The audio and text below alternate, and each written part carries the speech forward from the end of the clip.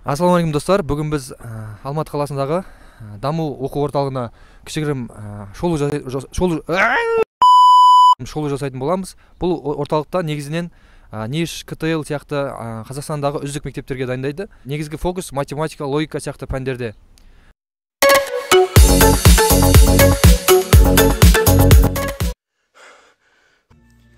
Даму Education оқу орталығында оқушыларды онлайн және офлайн форматта оқытады. Офлайн форматта топта 10 оқушыға дейін болады. Әр оқушымен жеке-жеке жұмыс жасалынады. Онлайн форматтағы сабақтар Zoom және YouTube-та өткізіледі.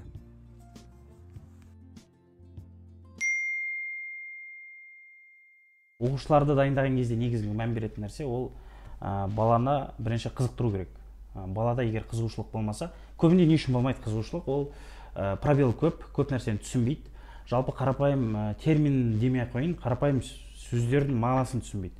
Вот сол нәрселерді өзінің әлемінде, баланың әлемінде оларға түсіндіру арқылы қызықтырамыз. Қызықтырған соң баланың желаниясы ашылады. Сол арқылы тақырыпты түсіндіру намного жеңіл болады. Балада өйткені қандай болсын представление пайда болады, есеп жайлы, математика жайлы. Жалпы біздің сабақ өту форматымыз осындай, негізгі ұранымыз дейміз ба.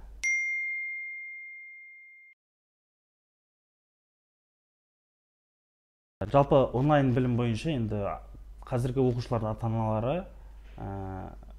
барлығы офлайн білім алғанда, және онлайнға көзқарасы әртүрлі. Енді Алматы, Астана сияқты қалаларда оларда хотя бы бір представление бар жалпы. Енді 2020 жылы бізде карантин болған кезде жалпы мектептің системасы дайын болмай қалды и өте үлкен бардак болды да. И бүкіл онлайн сабақтардың барлығын ата-аналар қазір солай қабылдап қалды. Негізінде онлайн ол бізде ол кезде мәжбүрлікпен келді ғой. Ал ол заманның қазір талабы болып қалды да. Мысалы Алматының қазір беріп жатқан біліммен бір ауылдың беріп жатқан біліммен салыстыруға келмейді. Бірақ ауылдықтар қалай мүмкіндік алады? Оларда интернет жақсы болса, ол хоть әлемнің қандай жерінде болса да білім алады. Енді қазақ тілді контент болғандықтан енді Алматыдан, Астанадан емін-еркін білім алады. Ол жерде енді айтып кететін критериялар көп. Балалармен дұрыс жұмыс жасау керек, дұрыс түсіндірілу керек.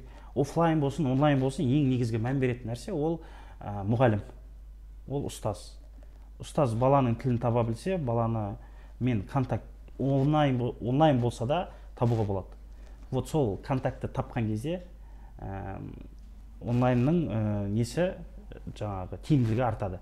Енді жалпы менің көзқарасым онлайн өте жақсы, егер дұрыс подход жасалса. Өйткені онлайн арқылы үйренген бала өздігімен білім алып, ізденіп үйренеді.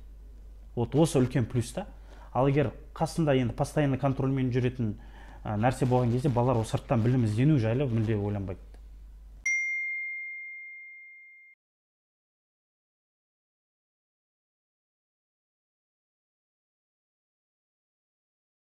Жалпы нәтижелеріміз толық Инстаграмда танысасыз десең.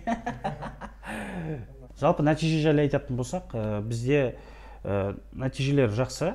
Біз Қазақстанның жан-жағынан онлайн форматта түсіп жатқан былтыр оқушыларымыз жетерлік. Оралдан болсын, Атыраудан болсын, Өскеменнен болсын, Тараздан болсын, КТЛ-ға да, НИШ-қа да түсіп жатқан оқушыларымыз баршылық. Енді рекордқа келетін болсақ, осы Алматыдан болды. Математика бойынша 400-ден 399 жинады, почти 400.